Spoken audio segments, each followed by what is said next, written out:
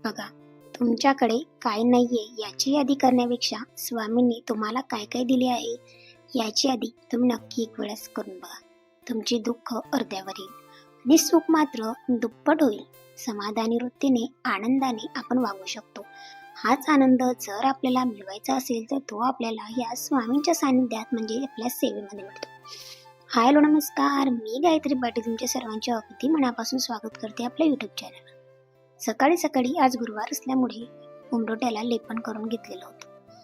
तोपर्यंत देवपूजा सुद्धा करायची होती, म्हणून आधी उंबरठ्याला लेपन केलं आणि लगेचच इथे रांगोळी वगैरे काढून घेतलं. थोडंसं लेपन ओलसरच होतं, कारण आता थंडीचे दिवस असल्यामुळे लवकर ते सुकत सुद्धा नाही. आणि काल केलेलं होतं म्हणजे पुन्हा उंबरठा पुसला आणि पुन्हा केलं म्हटल्यावर ते थोडंसं ओलसर ओलावा असणारच.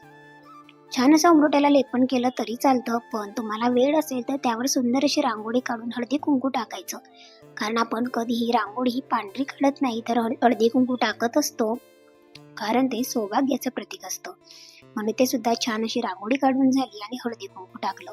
उंबरठ्याला नमस्कार केला, कारण उंबरठा हा सुद्धा तितकाच महत्वाचा आहे प्रत्येक घराच्या दरवाजाला. कारण बघा, माता लक्ष्मी तिथूनच येत असते आणि जर आपल्याला प्रसन्न आणि माता लक्ष्मी हवी असेल ना, घरातील वातावरण छान हवं असेल तर घरातील नकारात्मकता निघून जाण्यासाठी मात्र आपण हे छान छान तोडगे किंवा उपाय तुम्ही म्हणू शकता हे आपण करत असतो.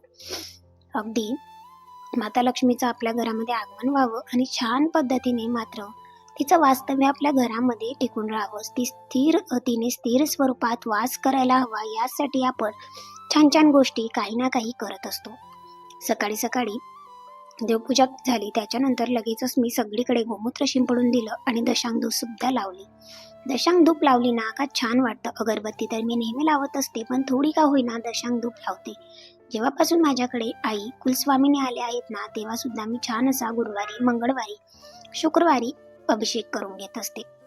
महाराजांच्या मूर्तीवर, गणपतीवर, स्त्रीयंत्रावर आणि आपल्या कुलस्वामींवर म्हणजे आईसाहेबांवर. लगेचच रुद्राचं पठण होतं आणि छान असा अभिषेक इथे रुद्र म्हणून झालेला होता.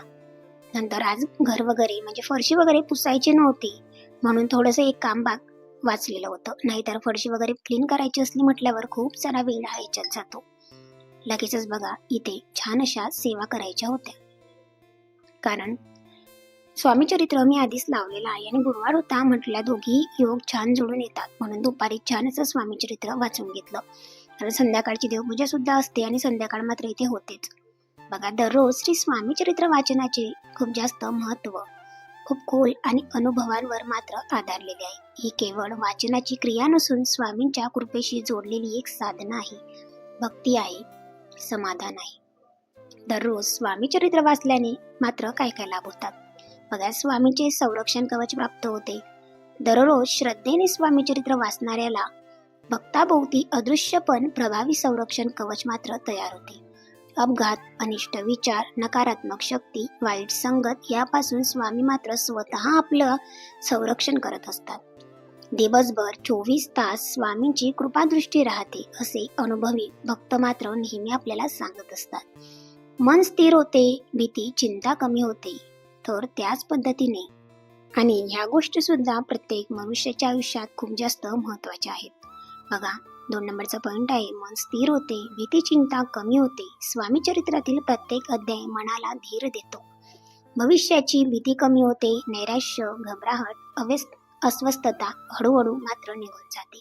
निर्णय घेण्याची आपली शक्ती वाढत असते. आपण थोडा वेळ का होईना, पण एखादा निर्णय जर आपल्याला उशिरा मिळाला किंवा चुकला तर आपण त्या गोष्टीवर थांबत असतो. आपल्याला थांबण्याची म्हणजेच माघार घेण्याची ही शक्ती, हे बळ आपल्याला या स्वामीचरित्र सेवा मार्गातून मिळत असते. अडचणी येतात पण नुकसान होत नाही. बघा, स्वामीचरित्र वाचणाऱ्याच्या आयुष्यात समस्या येतात, पण त्या तोडून उद्ध्वस्त करत नाहीत. नंतर ते संकटातून मात्र नक्कीच महाराज मार्ग काढत असतात. जेव्हा आपण स्वामीचरित्र सारामृताचे 3 अध्याय 11 माळी जप करतो ना, तेव्हा आपण नक्कीच आपण एखाद्याचे आभार मानत असतो आणि आपल्या मनामध्ये अगदी शांततेचं वातावरण निर्माण होतं. घरात सकारात्मकता, ऊर्जा वाढते. दररोज स्वामीचरित्र वाचल्यामुळे घरातील कलह, वाद विवाद कमी होतात.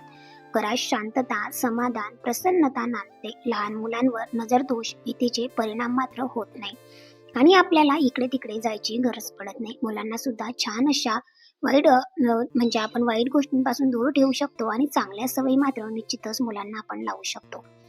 स्वामी आपले काम स्वतः हातात घेतात. याच्या त्याच्याकडे जायची गरज पडत नाही. स्वामी चरित्र वाचणारा भक्त जेव्हा म्हणतो, स्वामी माझे आयुष्य तुमच्या हाती, तेव्हा मात्र स्वामी मार्गदर्शन करतात. योग्य माणसं भेटतात. योग्य वेळेला योग्य निर्णय मात्र घडत असतो. एखादा निर्णय चुकला तरी महाराज त्या निर्णयावर आपल्याला सांभाळून घेतात. किंवा आपल्याला जर एखादी वस्तू नाही मिळाली तर आपण निश्चितच थोड्या वेळासाठी का होईना मन दुखतं, पण आपण जास्त तो विचार डोक्यात घेत नाही. कारण आपल्या मनामध्ये एक असं असतं का ठीक आहे, मी या निर्णयावर ठाम आहे, कारण माझ्यासाठी जे योग्य होईल ना तेच महाराज करतील.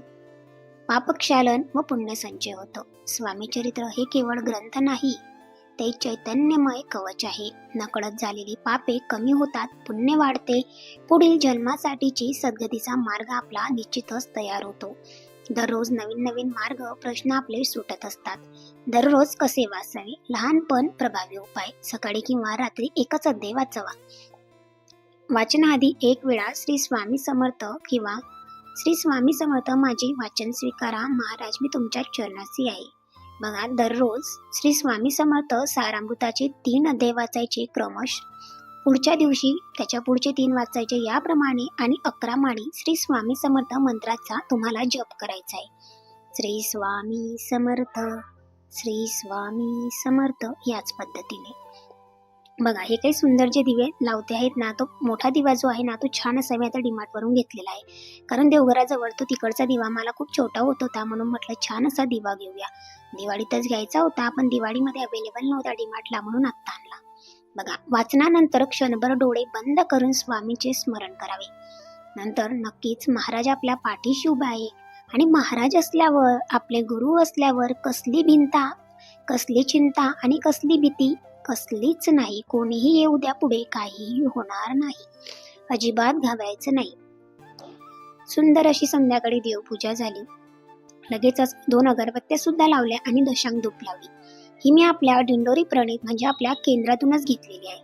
छान वाटतं, अगदी सुंदर वाटतं जर ही धूप लावली घरामध्ये तर. अगदी फ्रेश आणि आपल्या मनामध्ये येणारे विचार हे अगदीच पॉझिटिव्ह असतात. कितीही काहीही आपल्या आयुष्यात चुकीचं घडलं तरी आपण एका निर्णयावर ठाम असतो का महाराज करतील ते माझ्यासाठी योग्यच असेल. तुम्ही जर दररोज स्वामीचरित्र वाचलं तर बघा, दररोज स्वामीचरित्र वाचणारा भक्त हा कधीच एकटा नसतो. स्वामी त्यांच्यासोबत 24 तास मात्र सतत उभे असतात. संकटात ढाल, आनंदात मार्गदर्शक बनतात. स्वामीचरित्र वाचणारा भक्त हा स्वामींच्या संरक्षणात असतो. ही केवळ श्रद्धा नाही, हा अनुभव आहे. हा प्रत्येक सेवेकऱ्याचा अनुभव आहे. जर तुम्ही दररोज नित्यसेवेमध्ये 3 स्वामीचरित्र सारामृताचे 3 अध्याय आणि 11 माळी केल्या तर तुम्हाला निश्चितच जास्त सेवा करायची गरज पडणार नाही. पण या सेवेमध्ये शक्यतो खंड पडू द्यायचा नाही. प्रॉब्लेम वगैरे आला तेवढे दिवस चालतात, 5-6 दिवस, पण नित्य नियमाने या सेवा करायच्या. तुम्हाला निश्चितच एक चांगला अनुभव आल्याशिवाय आयुष्यात राहणार नाही. बघा, संध्याकाळी जेव्हा आपण देवपूजा करतो ना, तेव्हा अगदी मनापासून आणि छान अशा पद्धतीने मन, जेव्हा आपण धूपदीप लावतो घरामध्ये तेव्हा मन सुद्धा स्वच्छ होतं, नकारात्मक विचार नसतात, पॉझिटिव्हिटी येते. तेव्हा मात्र घरामध्ये कालभैरवाष्टक म्हणावं, 1 वेळा कालभैरवाष्टक म्हणावं. त्यामुळे सुद्धा घरातील दिवसभरामध्ये तयार झालेली निगेटिव्हिटी, वाईट विचार, वाईट संकोच हे निघून जातात. आपल्या घरात एखादी वाईट शक्ती किंवा वाईट लोक जर येऊन गेले तर ते सुद्धा त्या कालभैरवाष्टकच्या स्तोत्राने, मंत्राने नक्कीच निघून जातात. तुम्हाला जर वाचता येत नसेल तर तुम्ही मोबाईलवर सुद्धा लावू शकता. दररोज 1 वेळा नक्कीच वाचावं किंवा ऐकावं. त्याचप्रमाणे संध्याकाळी तारक मंत्राचं जर तुम्ही मोबाईलवर जरी तुम्हाला म्हणणं शक्य होत नसेल, कारण संध्याकाळी स्वयंपाकाची घाई असते, म्हणून जर तुम्हाला म्हणणं शक्य होत नसेल, वाचणं शक्य होत नसेल तर तुम्ही मोबाईलवर छान असं स्वयंपाक करताना तारक मंत्र लावा. तो तारक मंत्र, स्वामीचा तारक मंत्र एवढा धीर देऊन जातो ना मनाला का आयुष्यात कितीही संकट येऊ दे, माझे स्वामी नक्कीच माझ्या पाठीशी आहे. मग कोणी असो किंवा नसो, कोणाची गरज सुद्धा आपल्याला कधीच वाटत नाही आणि आपलं मन अगदी छान असं स्थिर होतं. मनामध्ये चंचल विचार, नकारात्मक विचार निघून जातात, चंचलता मनाची निघून जाते. आपण स्थिर स्वरूपामध्ये आपलं मन अगदी कुठेही वास करत असतो. आणि एक लोक म्हणतात ना का तुम्ही दगड आहेत, तर हो, दगडासारखंच मन मात्र आपलं होत असतं. असं नाही की कोणाविषयी वाईट वाटत नाही, पण ज्या व्यक्ती आपल्याला त्रास देत आहेत त्यांच्याविषयी तर निश्चितच वाईट वाटत नाही, कारण स्वामी आपल्यासाठी जे योग्य आहे तेच करतात. मग एखादी व्यक्ती आपल्या आयुष्यातून निघून गेली तर निश्चितच ते पुढच्या आपल्या आयुष्यामध्ये योग्यच असणार आहे किंवा आपल्यासाठी योग्य होतं, म्हणून महाराजांनी आपल्यासाठी ते चांगलं केलं. या विचारावर मात्र स्वामी भक्त नेहमी ठाम असतात. आपल्याला लालच किंवा एखादी वस्तू हवीच आहे याविषयी कधीच तडतडाट नसतो का मला हेच हवंय, मला तेच हवंय. नाही, त्या गोष्टीविषयी आपण निश्चितच आभार मानत असतो. एखादी गोष्ट मिळाली तर ग्रॅटिट्यूड आहे आणि नक्कीच आपल्या मनातील पॉझिटिव्हिटी आहे म्हणून आपल्याला ते मिळालं आणि त्या गोष्टीचे आभार सुद्धा आपण मानत असतो आणि आभार मानायला शिकतो. जे मिळतंय त्यामध्ये समाधान मानत असतो आणि हेच मात्र मनुष्याचं खरं आयुष्य आहे. आणि यातूनच मनुष्य दररोजच्या जीवनात धडपडीच्या आयुष्यामध्ये खूप काही शिकत असतो. तुम्ही जर आजपर्यंत सुद्धा नित्यसेवेला सुरुवात केली नसेल तर निश्चितच हा संदेश ऐकून तुम्ही स्वामी सेवेला सुरुवात करा. तर चला, संध्याकाळची स्वयंपाकाची तयारी इथे काय बनवलंय आमच्याकडच्या लोकांना नक्कीच कळलं असेल, पण ज्यांना माहित नाही त्यांच्यासाठी सांगते. इथे मी डाळ ढोकळी बनवली होती. दिवसभरामध्ये सेवा होत्या, खूप सारं लेट मला होऊन गेलेलं होतं, म्हणून इथे कणिक थोडीशी भिजवून ठेवलेली होती, थोडीशी डाळ होती, तुरीची ती घेतलेली होती, त्यामध्ये थोडंसं तूप टाकलं, पाणी टाकलं आणि 3-4 शिट्ट्या काढून घेतल्या. तूप टाकल्यामुळे गॅस अजिबात खराब होत नाही, वरण उतू जात नाही आणि छान अशी मऊ लुसलुशीत डाळ तयार होते. छान वरण बनवून घ्यायचं, त्यामध्ये 2-3 पोळ्या बनवल्या आणि त्याच्या तुम्हाला दाखवल्या अशा डाळ ढोकळी अगदी फोल्ड करून करून छान अशा कट करून घेतल्या. आणि तुम्ही उकडी सुद्धा येऊ शकता किंवा उकडी आल्यावर सुद्धा खाऊ शकता, पण मी कुकर बंद करून छान अशा 2 शिट्या लावून घेते. त्याच्यामुळे काय होते माहिती का, 2 शिट्या लावल्या का छान अशी डाळ ढोकळी तयार होते. बघा, स्वामी म्हणतात सगळं मिळवण्यासाठी धावायची गरज नाही. काही गोष्टी थांबून शांत राहून आणि विश्वास ठेवल्यावरच योग्य वेळी आपल्याला आपोआप मात्र मिळत असतात. आणि ह्याच गोष्टीचा आपल्याला शांतता, धीर जे काही मिळतं ते आपल्याला या स्वामी सेवा मार्गातून मिळतं. माऊली जे मार्गदर्शन करतात, इतरांचे आपण मार्गदर्शन ऐकत असतो, इतरांविषयी आपण ऐकत असतो, समजून घेत असतो, तेव्हा कळतं का आपण आपल्या आयुष्यामध्ये खूप जास्त समाधानी आणि सुखी आहेत. आणि आपल्याला जे दिलंय ना ते भरपूर लोकांकडे नाहीये, म्हणून जे आहे त्यातच समाधानी आणि सुख मानून आपलं आयुष्य सुखाने जगा. ज्या व्यक्तीला चुकीचे विचार, निगेटिव्हिटी येत असेल त्यांच्यापर्यंत हा संदेश किंवा हा व्हिडिओ मात्र नक्कीच शेअर करा. प्रत्येकाचं आयुष्य नक्कीच बदलेल स्वामींच्या विचाराने. तर आजचा ब्लॉग कसा वाटला नक्की सांगा. तुम्ही जर चॅनलला नवीन असाल तर चॅनलला सबस्क्राईब करा.